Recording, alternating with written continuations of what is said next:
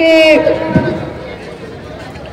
আমরা একটি কর্মসূচি নিয়েছি সবাই মিলে আপনাদের সাথে যারা এসেছেন একাত্ম হতে। আসলে এটা বিশেষ কোনো দান নয়, শুধুমাত্র আপনাদের পাশে থাকার একটা বার্তা দিতে আমরা সবাই এখানে একত্রিত হয়েছি 110 দমদম উত্তর বিধানসভা কেন্দ্রে। এখানে সম্মানীয় চেয়ারম্যান বিধান বিশ্বাস আছেন উত্তর দমদমের, এবং নবব্যারাকপুরের সম্মানীয় চেয়ারম্যান প্রবীর সাহা রয়েছেন। সমস্ত পৌর প্রতিনিধিরা এখানে আছেন, সঞ্চালন করছে সৌমেন দত্ত। আমাদের এই উত্তর দমদম শহরের সভাপতি তাপস আছে, বিশলপাড়ার নেতৃত্ব দিয়ে দেখে আমাদের সিআইসি দেবাশিস ঘোষ আছে, বুলু আছে, এবং আমার পেছনে সমস্ত পৌর প্রতিনিধি। সবাই আমরা একসঙ্গে আছি, একসাথে আপনাদের সঙ্গে আছি। আসলে আমার বিধানসভার জায়গাটা এমন যে ঠিক একটা জায়গায় সবাইকে নিয়ে আসতে গেলে অসুবিধে তাদের হয়, তাই আমরা কিছু মানুষকে এখানে আজকে আসতে বলেছি। কিন্তু সবাই মিলে আমরা 3000 মায়েদের হাতে এই বস্ত্র তুলে দেব, 3000 মায়েদের হাতে। সুতরাং এটা আমাদের বড় কোনো যে কিছু করছি, একটা বিরাট আপনাদের কিছু করছি এমনটা আমি মনে করি না। আপনাদের পাশে থাকাটা আমাদের কাজ। মাননীয় মুখ্যমন্ত্রী যেভাবে সবাইকে কাছে টেনে নিয়ে থাকার কথা বলেন এবং নির্দেশ দেন, আমরা সেটা পালন করার চেষ্টা করি। মাননীয় মুখ্যমন্ত্রী যে আপনাদের রেশন ফ্রি দেন তার মানে এই নয় যে তিনি মনে করেন যে তিনি বিরাট কিছু করছেন। আসলে তিনি এমন একজন মানসিকতার মানুষ যে তিনি চান যে আমি যদি কিছু করি তাহলে আমার এই রাজ্যের মানুষরাও যাতে সেই কাজটা করতে পারে, তার সুযোগ নিতে পারে। এটা ভেবে তিনি ফ্রি রেশন, আবাসের কথা গৌতম বলছিল, আবাস যোজনার কথা সেটা, এবং বাংলার বাড়ি আজকে যেটা হচ্ছে গ্রামাঞ্চলে সেগুলো, তার সঙ্গে সঙ্গে স্বাস্থ্য সাথী কার্ড থেকে শুরু করে সব জায়গায় মাননীয় মুখ্যমন্ত্রীর নেতৃত্বে রাজ্য সরকার 94টা প্রকল্প চালু করেছে, এবং লক্ষ্মীর ভান্ডার থেকে শুরু করে সব কিছু, যাতে আপনারা অর্থনৈতিকভাবে স্বাবলম্বী থাকেন, আপনাদের যাতে সম্মান থাকে, পরিবারের মধ্যে যাতে মেয়েদের সম্মান থাকে, সেই দিকে তাকিয়ে কিন্তু মাননীয় মুখ্যমন্ত্রী এগুলো করেন। এর মধ্যে আমরা রাজনীতির বিচার করি না। এই যে আপনাদের আজকে আমরা শীতবস্ত্র তুলে দেব, সেটার মধ্যে রাজনীতির বিচার করা নেই। আমরা কখনো বলি না অন্য রাজনৈতিক দল করলে তাকে আমরা তাদের হাতে তুলে দেব না, কারণ আমি তো এলাকার বিধায়ক। একবার যখন আপনারা নির্বাচিত প্রতিনিধি করে পাঠান তখন সকলকে দেখার দায়িত্ব তো আমার।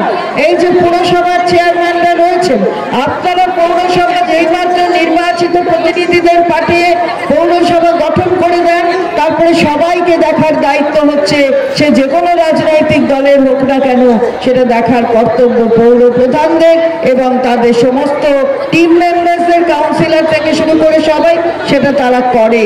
এর জন্য আমার কেন্দ্রের জন্য আমি গর্ব অনুভব করি। আমার কেন্দ্র সবাই একসাথে ঐক্যবদ্ধভাবে মানুষের কথা ভাবে, আর মানুষের কথা ভাবে বলে আমরা আপনাদের পাশে থাকতে চাই। এই বার্তাটা শুধু আপনাদের কাছে পৌঁছে দিতে চাই।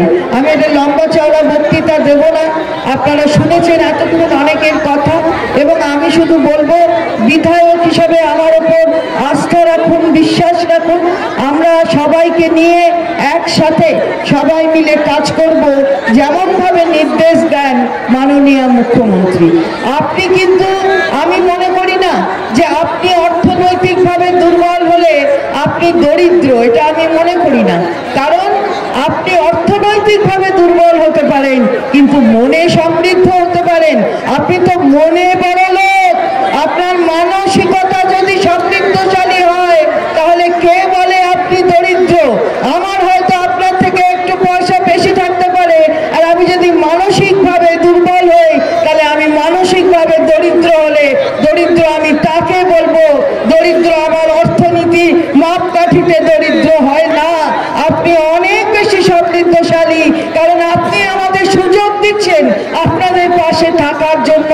এটাই সবচেয়ে বড় কথা, এটা আপনার বড় মনের পরিচয়।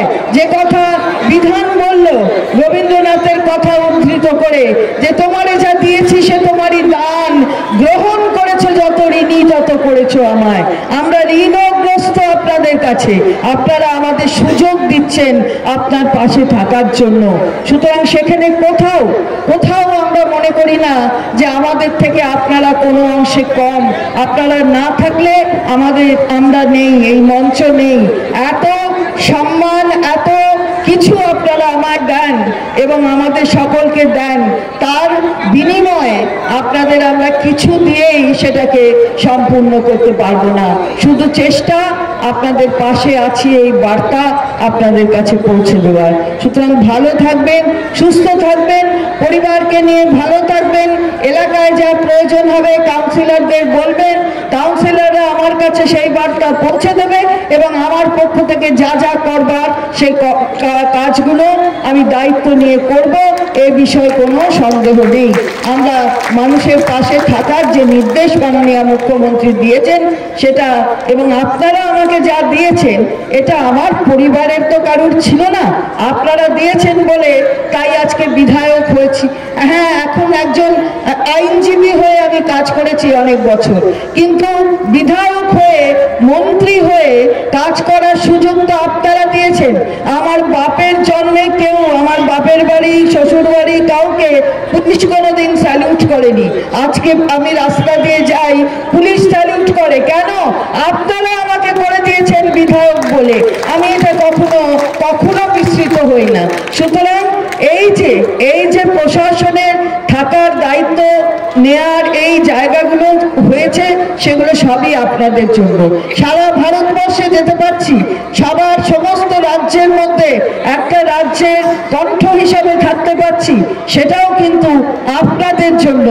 আপনারা না হলে এটা সম্ভব হতো না। তাই আপনাদের অনেক অনেক অনেক কুর্নিশ। ভালো থাকবেন, সুস্থ থাকবেন, পরিবার ভালো থাকুক। যা যখন দরকার হবে কাউন্সিলরদের এবং চেয়ারম্যানদের বলবেন, আমার যেখানে যা দরকার হবে আমি নিশ্চিতভাবে করব, এ বিষয়ে কোনো সন্দেহ নেই। ভালো থাকুন, সুস্থ থাকুন। অনেক অনেক ধন্যবাদ।